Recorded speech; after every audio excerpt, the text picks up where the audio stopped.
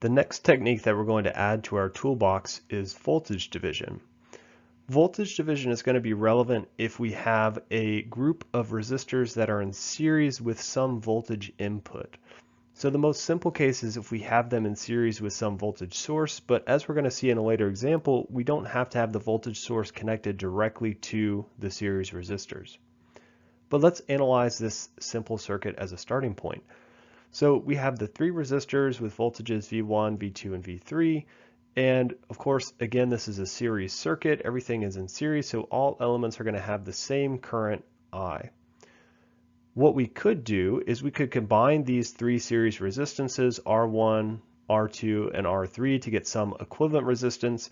Then we could do Ohm's law to find that our current is just the V total divided by our Req. And so that's what I have drawn here in this equation, where we know that our Req is just R1 plus R2 plus R3 because the resistors again are in series. So now let's say I was interested in one of these three voltages in particular. I've arbitrarily just said, let's say I'm interested in voltage V2.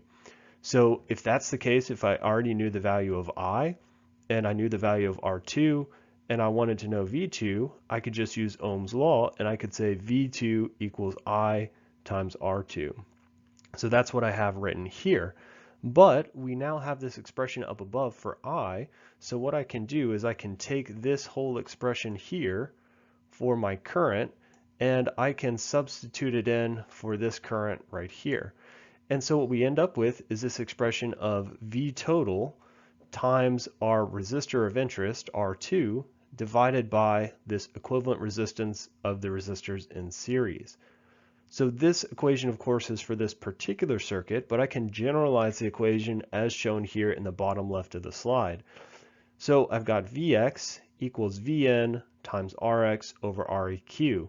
And over here on the right, I've got each of these variables defined. So Rx is our resistor of interest, and Vx is the voltage across that resistor Rx.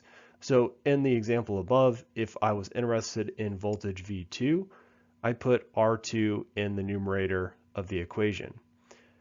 Req is of course the equivalent resistance of those series resistors. So in this case I had 3, but we could extend this to any number of resistors in series. It could be 2, it could be 6, it could be 20. However many resistors in series we want, we could apply this equation.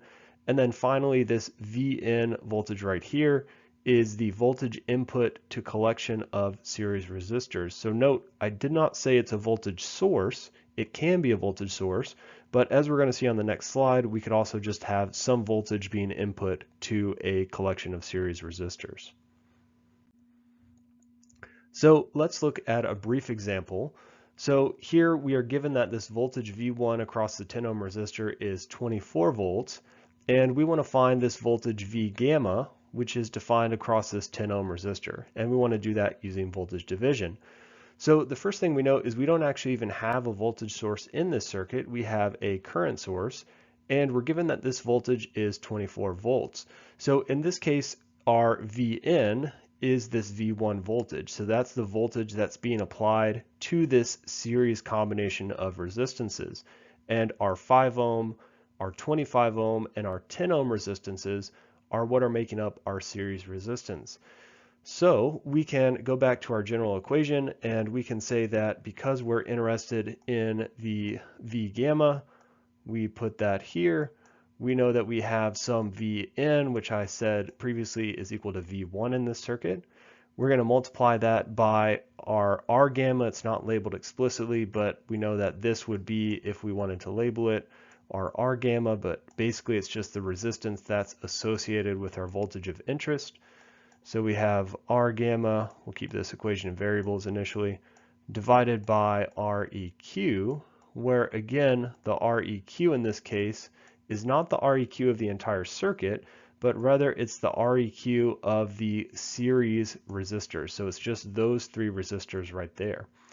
So if I plug in values, I see that I have my V1 is 24 volts. My R gamma is 10 ohms. And my Req is just going to be 5 plus 25, which is 30, plus 10, which is 40.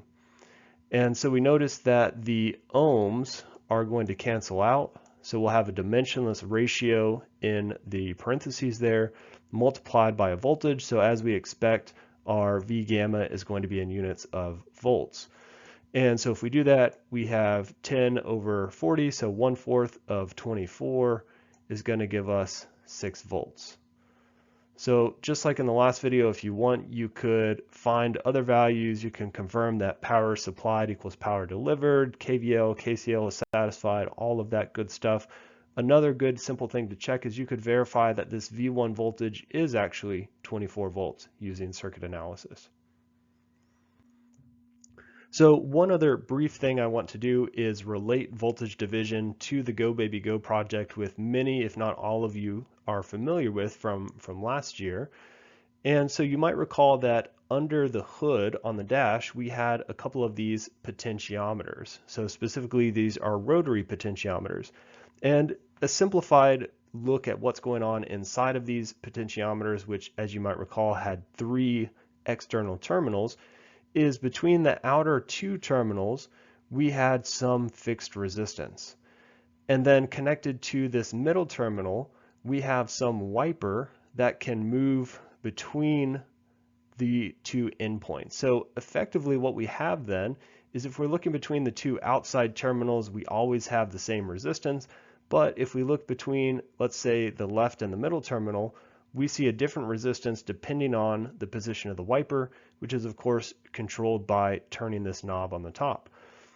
So now we can write, or rather draw, a circuit, and we can see how voltage divider comes into play. So we supplied 5 volts to one of the terminals. So I've color coded this so we have red, blue, and yellow on the figure in the middle here.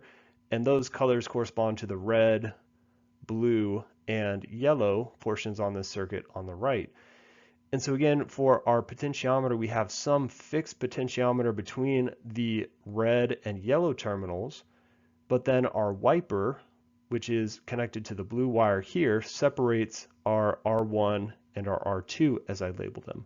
So as we move that wiper up and down, we change what R1 equals and what R2 equals, but note that they should always sum to our pot. We could also see from voltage division now that as we move that blue wire up or down, changing R1 and R2, we're also changing the voltage level that got sent to our Arduino, which based on our Arduino code is then going to cause our Go Baby Go Jeep to behave differently.